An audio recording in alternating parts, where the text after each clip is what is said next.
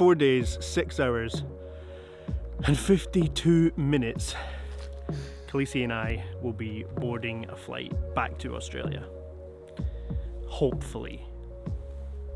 Now, the reason that I'm hopeful that we get to Australia and not just moving to Australia is because getting back to Australia right now in the middle of this pandemic is not an easy task. Even if you're an Australian citizen, you will struggle to get back to Australia, and there's a bunch of reasons for that.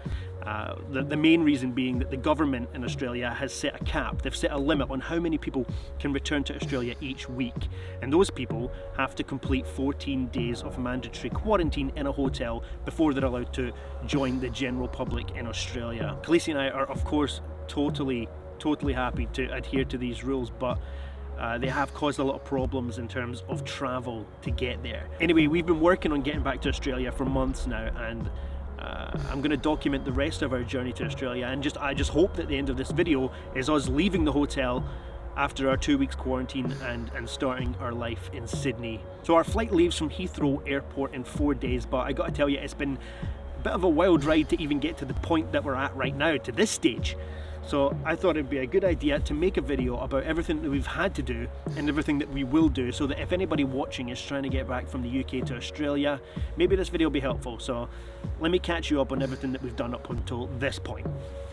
So because Kalisi and I have been in a relationship for 5 years this month, we're considered to be de facto partners by the Australian government, which means technically I am an immediate family member of an Australian citizen, and that is crucial because what it meant is that I was able to apply for a travel exemption to travel to Australia. So we had to fill out this massive application form proving that we are in a genuine and ongoing relationship. It took us about 6 weeks to compile all of the evidence that they needed and to structure the document and send it off.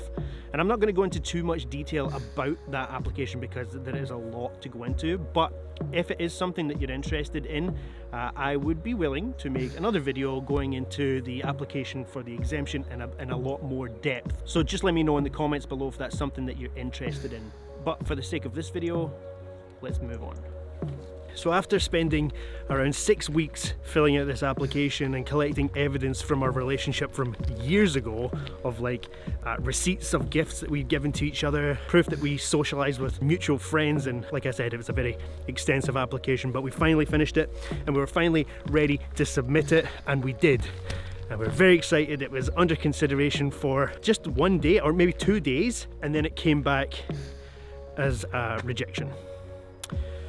Whoever the case officer was that was assessing our application was not convinced that we were in a genuine and continuing relationship, which I found almost impossible to believe. And so would you if you saw just how much evidence we put into this application. It was unbelievable. So obviously we were gutted, we were absolutely heartbroken, and I just at the time was unsure of anything I could change or anything else that we could add, because I felt like we had given as much information as possible. So before we actually changed anything on the actual application, I decided to resubmit it as is, exactly the same. I didn't change one single thing.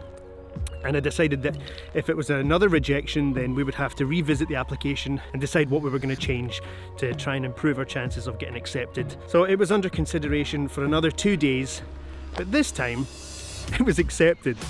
A new case officer had looked at our application and approved it. Jake, I'll never forget his name.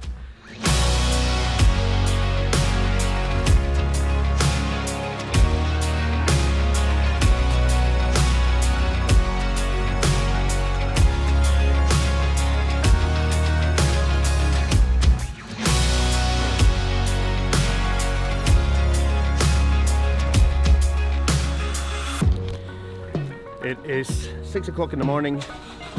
We're in Glasgow, just about to enter Central Station to get the train to London. It's so cold.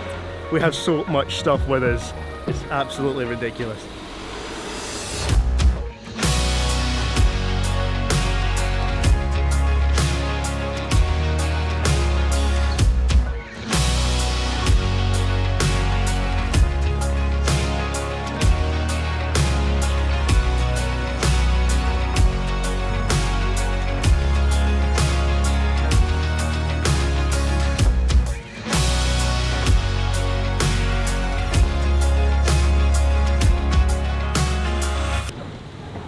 happened to my glasses? Just fell right off my face. I don't think we're gonna find a screw anymore. No, we're not finding a screw. We're totally screwed. Ah!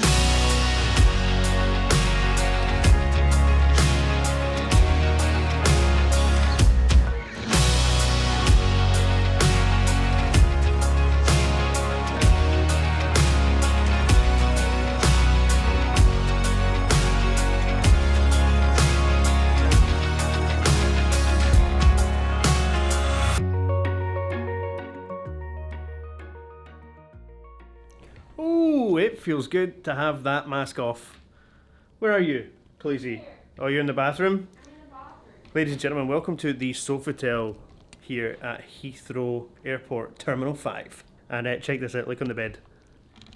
Rose petals. Because in our booking I told them that it was our anniversary, which it's not, but to be fair, it is coming up. 29th. So we're going to be in quarantine in Australia for our anniversary, so we thought that this could be a nice little anniversary hotel stay. We got very lucky at check-in that we have been selected as guests of the day, and we've been upgraded from our standard queen room to this luxury room which has 2 big chairs in it. Oh, those chairs are getting sat in later, I can tell you that. So weird. I was just gonna say that. I'm going to sit in that chair and enjoy our complimentary drink that we've been offered, again because it's our anniversary. And the good thing as well is when you're selected as guest of the day, you get free breakfast. We're very happy. But the reason we're staying here at the SOFITEL is because they offer a rest and test package, which we're taking advantage of. They've given us a little test to take ourselves, a little self-administering test for COVID, this is, of course. And we just take the little test ourselves, and then we hand it off to them tonight before 7:30, she said. They test it overnight at the, I think it's like College of London or somewhere, and then we get the results back on a mobile app. Kalisi's making us a little sandwich. We're just talking about how funny it is that we're staying in a fancy hotel, and we're still living like we're in a hostel. Look at this, little tomatoes. Hey, you can take the people out of the hostel, but you can't take the hostel out of the people. Yeah. Yeah, this is super classy. This is hilarious. And I'm over here with a big bag of knickknacks. The classiest. Knick-knack. The classiest of the crisps. Patty whack. Give a dog a bone.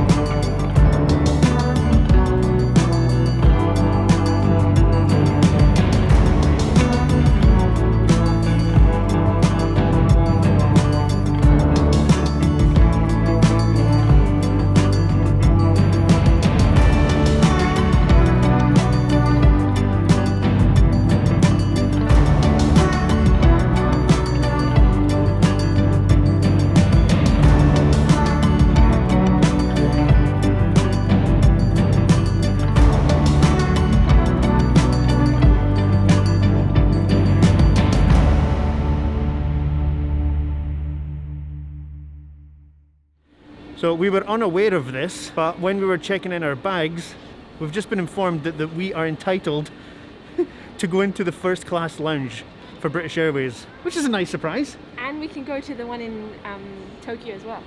Yeah, nice. I mean, we usually frequent first class lounges, but we just didn't know. Frequent?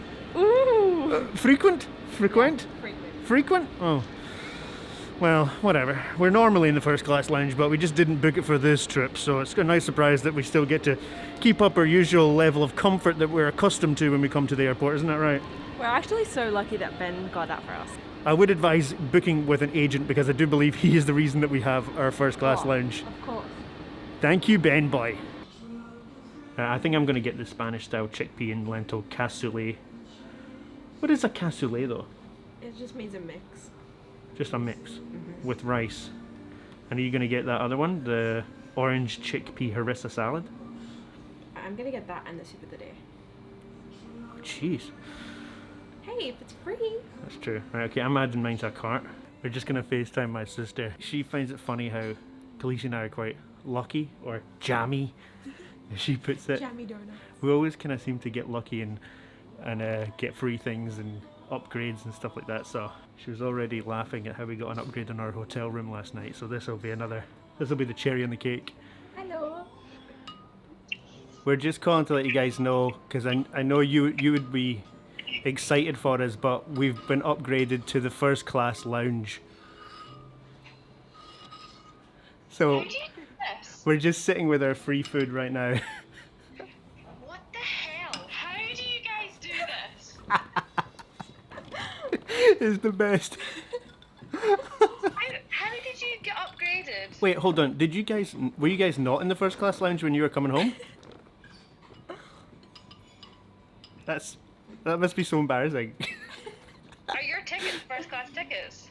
No, we. Not yet.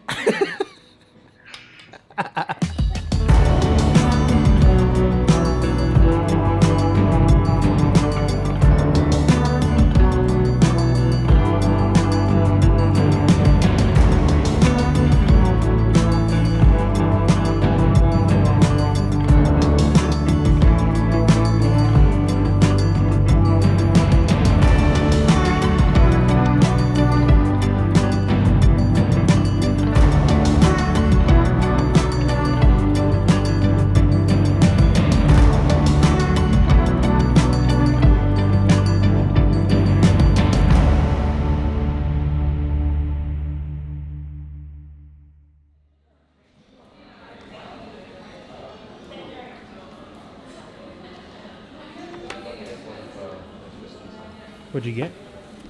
I don't know, but I think they forgot half of it.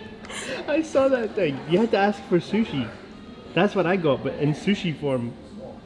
I don't like that in sushi format. You're just gonna eat that? Now I understand why Japanese women are so slim. Yeah, portion control, Kalisi. Portion control.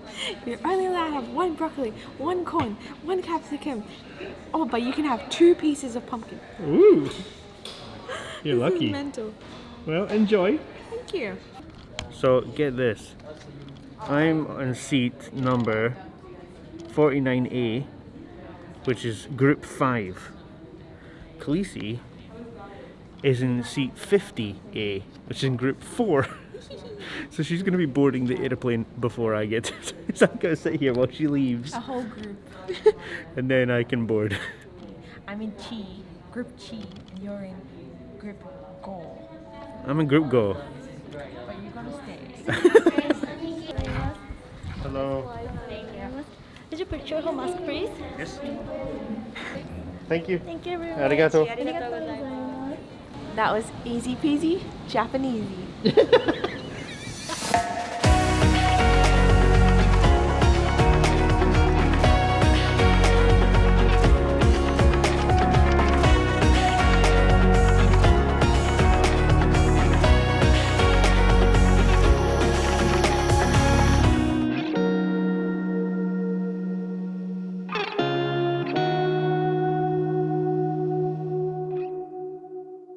And action. Action! I got love. So today is our last day of hotel quarantine. I mean, Tomorrow we will be free. So let's take you back to the start of our quarantine journey and just talk you through everything that we went through and everything that you can expect to experience. So I didn't film anything until we got onto the bus, and the army and the police were like putting our bags on underneath the bus. And then we took a little drive through Sydney to our hotel, which was initially the Sheraton. 4 points by Sherry. The 4 Points by Sheraton. So we went into the hotel and we registered with the people at the desk there, and then we got a little welcome package. Yeah, it was okay at first. Yeah, it was alright. It wasn't terrible. I was quite happy with the room when we first got there because it wasn't just a bed and a bathroom. There was a separate little area for a couch and like a TV and lounging area and things like that. So it didn't seem so bad at first. People actually said that they spent an extra $20 a night to have that room. Like it wasn't upgraded like a suite. Yeah, it was a desirable room. Yeah. But Kalisi actually had a medical... That sounds like there's something seriously wrong with me. There is. Well, Kalisi's been suffering with eczema. Eczema. Eczema. That's why my face is so greasy at the moment, because it's full of ointment. Ugh. I'll put my hand here so you don't have to look at it. The biggest problem that we ended up facing with this room was the fact that there was windows, but they didn't open, so there was no fresh air. There was air conditioning, which was irritating your skin. It was like drying it out really, really bad. Yeah, so it was either we had the aircon on and her skin was itching, or we had the aircon off. And it felt like you literally couldn't breathe. Yeah, it in got there. really stuffy in there. It is summertime in Australia, so it was very warm. And I hated the fact that there was no view. And I don't need an amazing view, but just a view of anything. There was literally just buildings around us. You could barely see the sky. That's how crap the view was. I mean, there are way worse rooms that we've seen Definitely. on that 14-day quarantine. Definitely. And if it wasn't for your skin, we would have just put up with it and stayed there. On the third day, which was our anniversary, I spent the whole day crying on the phone to the doctor. Kalisi spent our whole anniversary crying on the phone to the nurse because her skin was so And bad. then I fell asleep because I cried so much. Yes, it was so romantic. But she did get a little anniversary gift from me. Happy anniversary! Thanks. Happy anniversary, my angel. Thank you for the best 5 years of my life. Let's hope this hotel quarantine doesn't break us up. And it was one of these gift boxes. You got it for yourself. Well, I didn't intentionally. I got it for her and me, but Kalisi didn't really like much of the stuff in it, so I ended up just having it all to myself. So I got myself a lovely anniversary gift. The food situation was, I mean, we were not expecting a great food situation anywhere, but this was bad. Wherever this mess is on the side here is solid rock. Well, yeah, you've got fresh peas versus this. Like, you can tell, just yuck. And the problem was that the hot meals, when they arrived, you had to just eat them straight away because you couldn't leave them. We had no way to heat them up. We didn't have a microwave or anything like that. So if you weren't hungry or you didn't feel like eating when the food arrived, you would kind of And that was a problem for me because I hate eating breakfast. Yeah. And the breakfast would come at 7:30. And then the lunch would come at sometimes 11:30. And then the dinner would come at 6:30. And if you didn't eat at 6:30, you were like starving the whole night. Yeah, or you had that Or you had old cold food, yeah. I think the worst thing actually was the fact that there was no way to do your own washing. You couldn't wash your own clothes. And if you wanted to do laundry, you had to take up their offer of $35 per bag. And you could have only 10 items in the bag. 10 items for So- $35. That is I've never heard of a laundry service that expensive in my life. I know. So on day 4, we packed up all of our stuff and said goodbye to our little viewless, Box. airless box. And we were picked up by the police, taken downstairs to the basement where we entered one of the patient transport vehicles. And we got to go on a little drive. And it was weird actually driving through Sydney and seeing people out living their lives and knowing you weren't allowed to actually exit the vehicle and go outside and walk down the street. Anyway, he dropped us off here where we are at the moment at the Meriton Suites in Mascot, just by the airport. We are just sitting in the transport vehicle waiting for nurses to come and take us up to our new room, actually our new apartment. Whoop whoop. Yeah, this is going to be a huge upgrade. And most importantly, Kalisi, what do we have? Fresh air. A balcony, fully equipped with as much fresh air as your lungs can handle. This place we're in right now, we're paying the same amount of money as we were in that other place in the Sheraton, in that other room. It's ridiculous because the quality and the standard of living here is far higher and far more comfortable than in that previous hotel. Can I just say, like, it's not even financial. It's not even anything to do with money. Like, I just think that the standard should be that people get fresh air. Like, my mental health was suffering so much because I was in a room and I was only in there for 3 days. Like, they expect people to be in there for 14 days. Yeah. But this place it's just been incredible. We have our own little apartment. We have a kitchen. We have a dishwasher. We have a microwave, a full-size fridge, which is brilliant, and a freezer. And that's especially good because when our dinner gets delivered here, they're frozen meals. They're not amazing. They're alright. Yeah, they're okay. But it's good because when they arrive at the door, they're frozen. We just pop them in the freezer. If we're not hungry, we don't have to eat them when they arrive. Yeah. The best thing of all has to be the balcony. Yeah. We have a balcony here. We can open the door. We can get fresh air in. Okay, yes, we're right next to the airport and planes are coming in and But flying I like out that. every That's day. cool. That was really cool at first. I was like, wow, this is great. And I was filming them and taking pictures of them. by now I'm just kind of like, they're just big noisy birds flying past the window every hour. They take care of you really well here because it is a health hotel. They come by and check on you. So every day we get our blood pressure taken. They just randomly stop by sometimes, just checking if we have symptoms, checking if we need anything, and then every night they phone us at 10 p.m.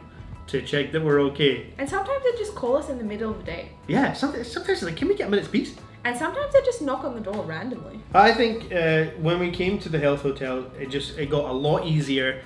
Time has gone really quickly. I know. Once you get into a little routine, everything's time to go already. Everything's good. I've been learning Spanish on Duolingo, exercising. I would like to say we've both been exercising, but that would be a lie. Hey, I had a sore back. Kalisi had a sore back. And can I just say, when I had a sore back, they were giving me Nurofen and they literally were calling me all the time, making sure that I was okay. Yeah. Like if I needed anything, they were like, "Oh, we're gonna tell the physiotherapist about your back." That's and I was right. like, "No, it's Kalisi fine." complained that she had a sore back one day, and they treated her from that day on Like I was dying or something. like you had a spinal injury. Yeah. But yeah, it's been good, and we've had a couple of we've ordered Thai food like 3 times, just because the food. Although the food very is samey. The food is better here. It's Yeah. very samey. You get the same sort of stuff, and you start to get sick of it. In fact, we've been collecting a lot of it up, like bottles of water, these little fruit pots that you get, Tons. teas and coffees. And I'm actually sorting them on the table right now because I'm gonna send a message to the homeless shelter and see if they will take them.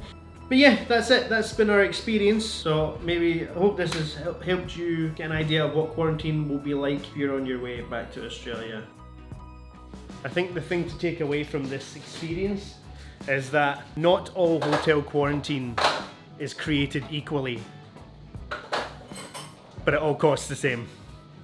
But thank you very much for watching this video, and I just want to say good luck to any of you out there who are trying to do the same thing. Hope you get back here soon. We'll see you then. Are you guys sure that you haven't left anything? Charger, your MacBook, or phone? Everything's, we got everything.